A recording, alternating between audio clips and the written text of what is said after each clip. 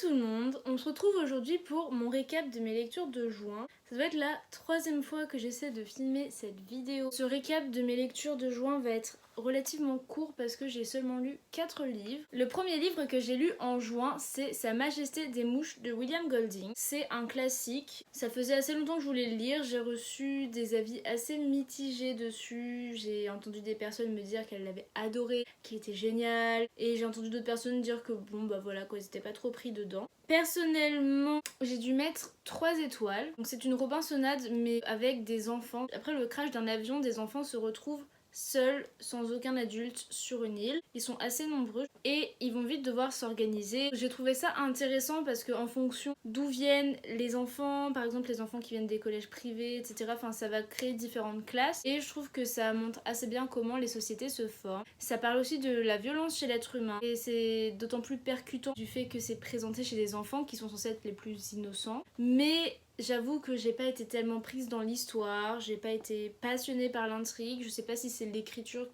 à laquelle j'ai pas tellement accroché, j'étais pas attachée au personnage, même quand il se passait des choses assez horribles, j'étais pas tellement... Enfin j'étais un peu blasée quoi en le lisant, j'ai pas adoré. Mais j'ai quand même trouvé ça intéressant. Pour ceux qui aiment bien les Robinsonades, franchement je le conseille. Ensuite j'ai lu Minuit 2 de Stephen King. Alors j'ai l'impression que cette année je suis partie pour lire des Stephen King tous les mois. C'est un recueil avec 2 nouvelles.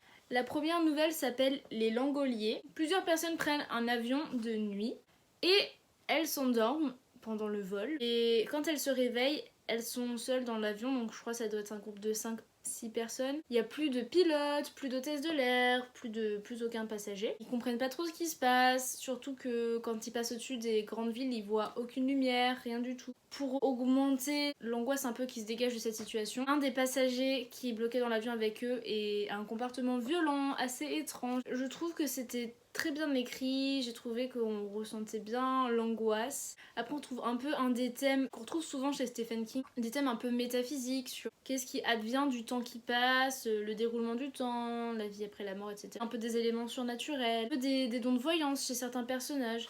Et sa deuxième nouvelle, c'est Vue imprenable sur Jardin secret. C'est en fait un auteur qui vient de se séparer de sa femme et il vit du coup dans leur résidence secondaire. Et il y a un homme qui vient lui dire oui, vous avez plagié un de mes romans, il a un manuscrit à la main, il veut absolument lui donner. Donc l'auteur il lui dit enfin non c'est pas possible, je le saurais si j'avais plagié votre roman. Il prend quand même le manuscrit et quand il le lit il se rend compte que c'est pas du mot par mot mais les 2 nouvelles sont extrêmement similaires, il se dit c'est pas possible que ce soit une coïncidence. Et donc il va essayer de prouver à l'homme que c'est lui qui a dû lire sa nouvelle sans s'en rendre compte et qui a dû la recopier inconsciemment. Mais l'homme il va être de plus en plus agressif, il devient dangereux quoi. J'ai trouvé que c'était aussi très bien écrit, la fin est pas si prévisible. Après je sais que personnellement c'est mes récits préférés quand ce ne sont pas des narrateurs fiables et que du coup le lecteur est un peu perdu. Juste quelque chose que j'aime pas trop, que j'ai remarqué dans plusieurs de ses récits, c'est que souvent il va utiliser des personnages dont il va glisser quelque part qui sont schizophrènes. Il va utiliser ça comme explication. Après que les personnages aient eu des comportements violents, dangereux, je trouve qu'il participe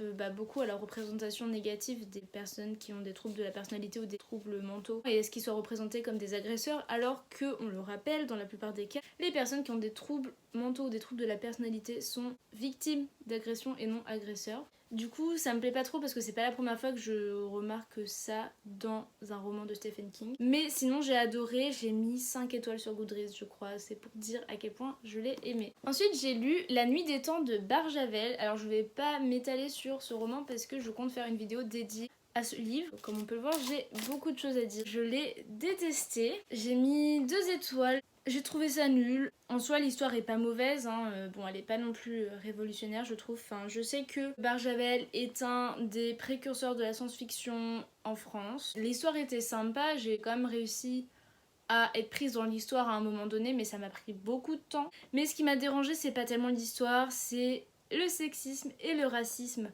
omniprésent, mais c'est un point où ça m'empêche d'apprécier la lecture. La grossophobie aussi, enfin vraiment c'est génial. J'avais envie de taper tous les personnages, je recommande pas du tout. Même Barjavel, enfin j'ai lu un autre de ses romans ce mois-ci et c'est juste pas possible quoi. Je pense que je ne vais plus jamais lire d'œuvres de lui. Enfin, le 4e livre que j'ai lu, c'est le 2e tome du Trône de Fer. Parce qu'en fait, j'ai l'intégrale dans laquelle il y a 2 tomes. Et j'avais lu la première moitié, donc le premier tome il y a quelques mois, et du coup ce mois-ci j'ai lu le deuxième tome. Si je me souviens bien, le nom du deuxième tome c'est Le Donjon Rouge. J'ai mis 4 étoiles, j'ai beaucoup aimé. J'adore ce genre de roman fantastique avec des royaumes, des successions, des guerres. Je trouve que l'univers est super bien construit et super bien décrit aussi. On ressent vraiment les différentes ambiances et différentes atmosphères dans les différentes régions. J'apprécie vraiment ce roman parce que je suis vraiment prise dedans. J'adore les personnages, enfin je trouve que tout est super bien écrit. Le développement des personnages est génial et j'aime bien la façon dont c'est écrit personnage par personnage. Ça permet vraiment d'être impliqué dans tous les personnages en fait. Je suis tellement prise dans le livre que j'ai eu les larmes aux yeux à un moment. Bon après c'est sûr que au niveau de la représentation des personnages féminins, que c'est pas forcément génialissime, mais je suis tellement prise dans le livre, dans l'univers que je fais pas forcément attention à ces choses là. Mes personnages préférés c'est Jon, Arya et Daenerys. Arya et Daenerys, je les porte tellement dans mon cœur. En plus, il faut savoir que je n'ai pas regardé la série du tout et j'ai aucune idée de ce qui se passe. Je sais juste qu'apparemment la fin de la série télévisée était très décevante et j'espère que c'est pas le cas pour les livres. J'ai vraiment hâte de lire la suite, surtout que cette édition est magnifique et je veux trop acheter toutes les éditions là et les avoir à côté sur une étagère. Ça me fait beaucoup penser à une autre série de romans fantastiques que j'avais lu, qui est La Citadelle des Ondes de Robin Hobb. J'ai les 2 intégrales aussi. Pour ceux qui ont aimé Game of Thrones mais qui veulent pas lire les livres parce qu'ils ont déjà vu la série et qu'ils ont la flemme de relire autant de livres alors qu'ils connaissent déjà l'histoire, franchement je recommande La Citadelle des Ombres, c'est génialissime. Du coup voilà, c'est tout pour mes lectures de juin. J'espère que mes lectures de juillet seront un peu plus nombreuses et je vous retrouve dans une prochaine vidéo.